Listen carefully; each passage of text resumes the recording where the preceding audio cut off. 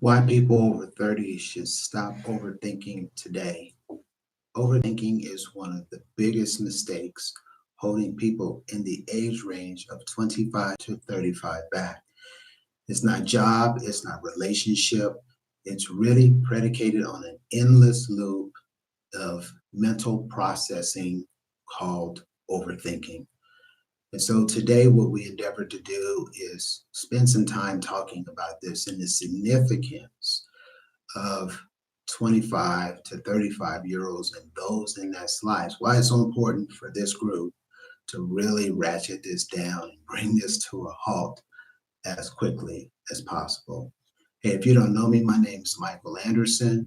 I am the owner of Your Thought Life Consulting, and the only thing we do is help people overcome mindset issues and overthinking so that they can fast track personal and professional success.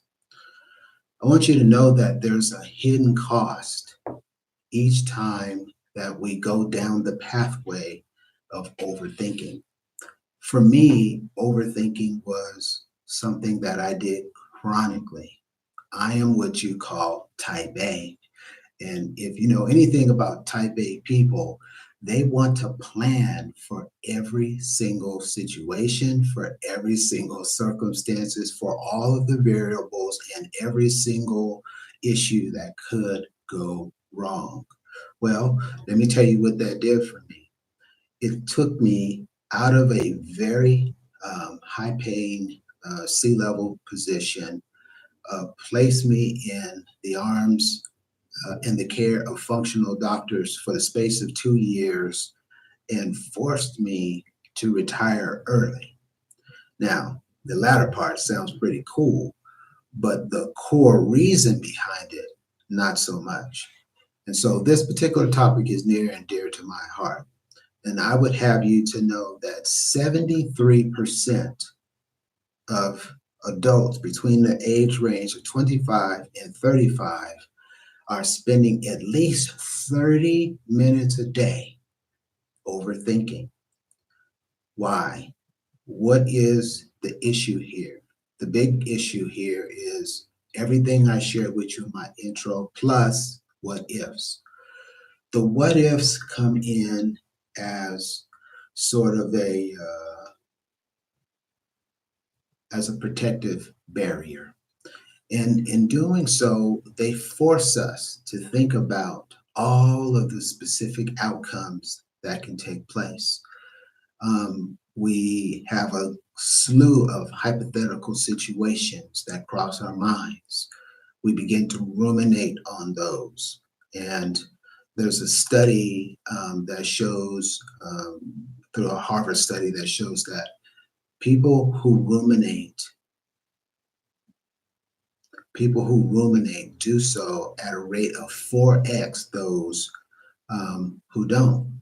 And so when you have a 4x multiplier, that's going to send you down the pathway of anxiety and depression. And if you remember my situation with my mental health and the key drivers, this is what's taking place in our younger generation. And if history stands to repeat itself, we either have an upward trajectory or a downward spiral. And right now, with respect to overthinking and ruminating on the wrong things, we are trending down. Why? Well, a couple of things. There's an incredibly fast pace with which we do life now. And the opportunity to really sort of settle into a pattern, into a groove, into a way of being is far easier to do today than it's ever been because of the pace with which we do life. The pace in and of itself can be concerning for a variety of different personality types. But if you're in that type A category, it's amplified to an exponential number. What's going on? We're replaying past experiences. right? We're in this process of where we're trying to predict every disaster. You take just those two things, right, and add them to the pace with which we are doing life and the demands that are coming on us from various angles. And you can see why we second guess so many of the things that are taking place or that are in our environments that need to take place that aren't taking place because we're in this loop of analysis paralysis. We are stuck in our careers, we're stuck in our personal endeavors, and we're stuck in our professional endeavors. It's just sort of endless cycle of not doing because of overthinking. Overthinking is a frontal cortex situation. Let me break this down really quick, right? And the frontal cortex is where we do the vast majority of our life, right? There's 5% of our matter there, and it allows us to be very analytical throughout the day, set goals, watch YouTube videos and live streams like this, collect data. But that accounts for 5% of the brain matter. 95% of the brain matter is spent or is consumed by the subconscious mind. And this is the part of the mind composed of multiple hemispheres and several different layers where all of decision making is done. How you breathe, how you walk, how you talk, how you interact with life, how you show up, your beliefs, patterns, your biases. All of these things are controlled at a subconscious level below your consciousness. And this is creating that pattern for us that we're sort of living out at an incredibly fast pace. And what you need to know is this. You are going to have to reconcile what's taking place at the subconscious layer. What's that mean? What's that mean in plain English? You're going to have to start thinking about what you're thinking about. You're going to now have to start looking at that small window of opportunity that you have between your trigger, your emotional memory, and the actions that you ordinarily take. You're going to have to jot those down. You're going to have to journal those so you have a ready reference. It is not until you have heightened your sense of awareness that you can become cognitive of what it is that is holding you, what it is that's keeping you stuck, why it is you keep ruminating, and how come every time there's something that you've got to do that's a little outside of your comfort zone, all sorts of stimulus starts to fly up. Many of you are watching this particular live stream. Thank you. For those of you who look at or view our shorts, thank you. If you would take the time to subscribe, we most certainly appreciate that. There's a cycle that is playing out often, day by day, week by week, month by month, and for some, year over year. And it's not a good one, right? This idea of ruminating has day-to-day impact.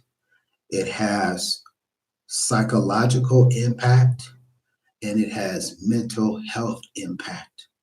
With all of these things playing out and converging, it signals to us that we have to make a change. We've got to do something different. And so I want to share with you some practical tools that you can begin to deploy right now today to begin to turn this narrative in your favor. And I want you to consider mindfulness.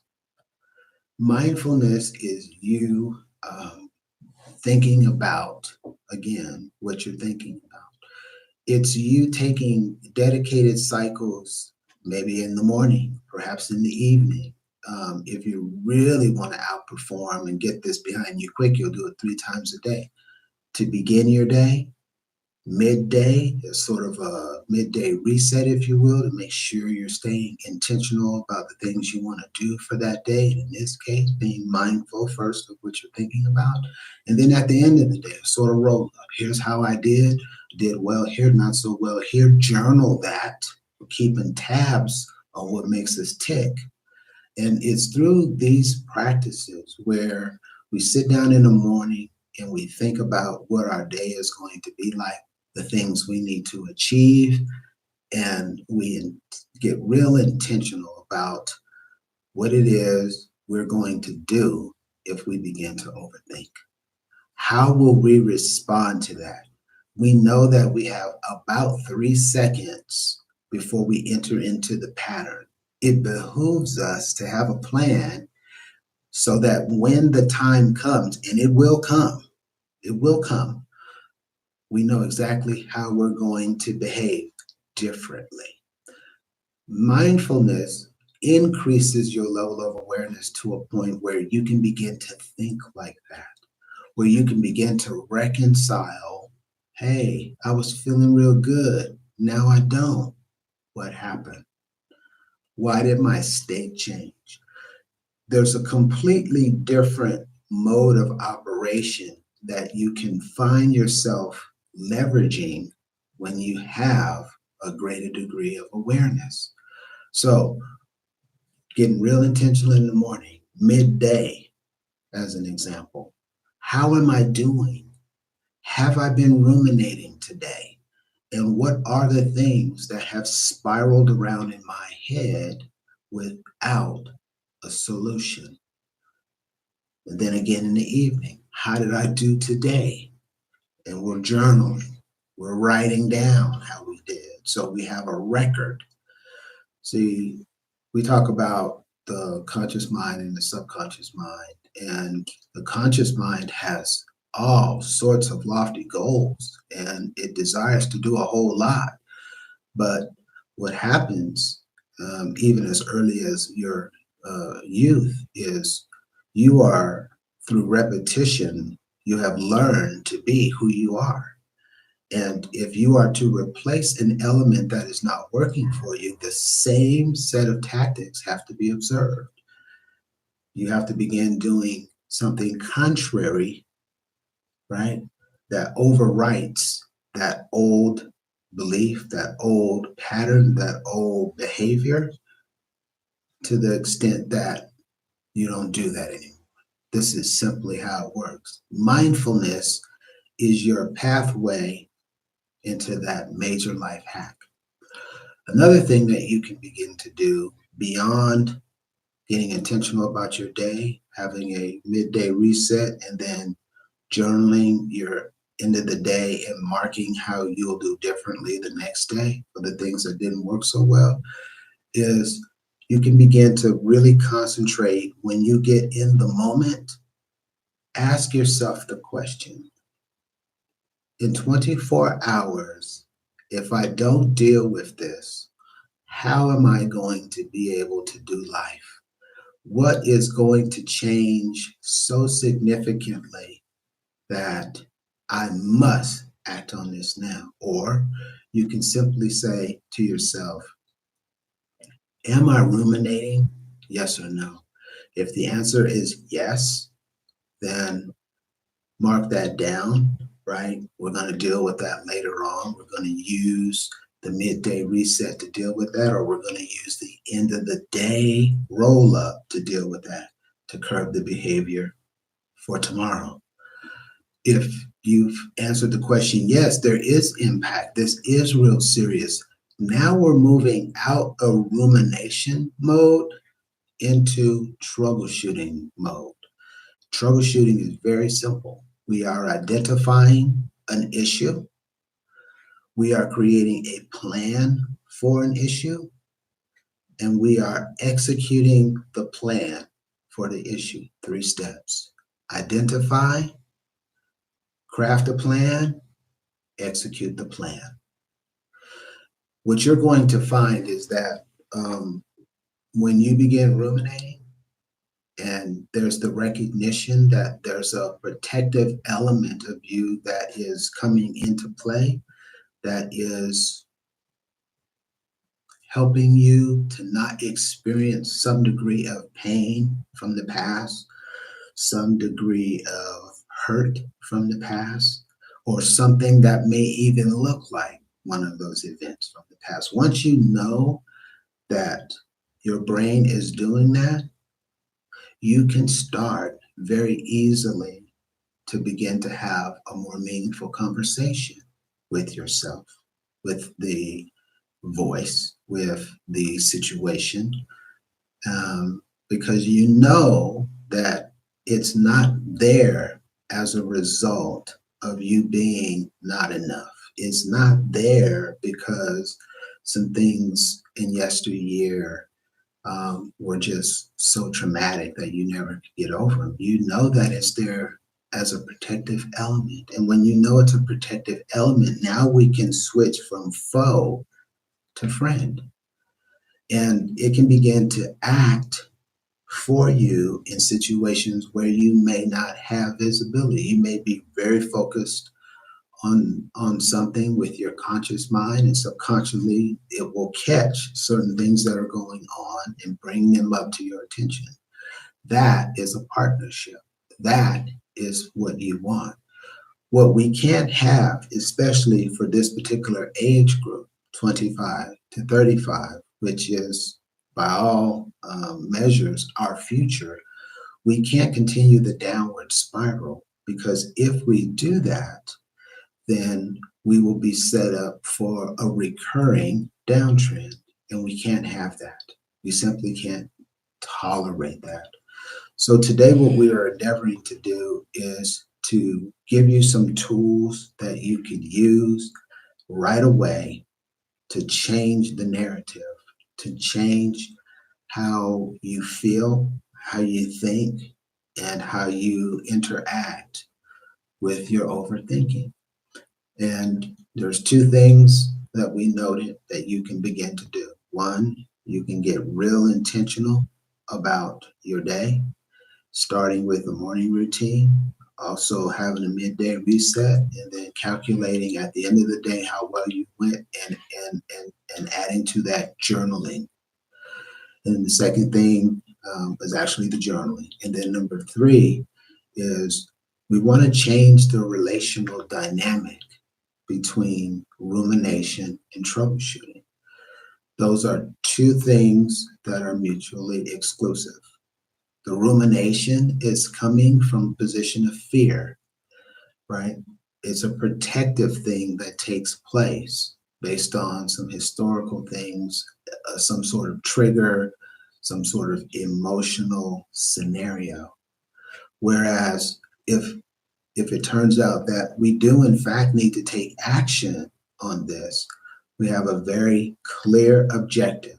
We have a very clear system. We identify, we craft a solution, we execute the solution.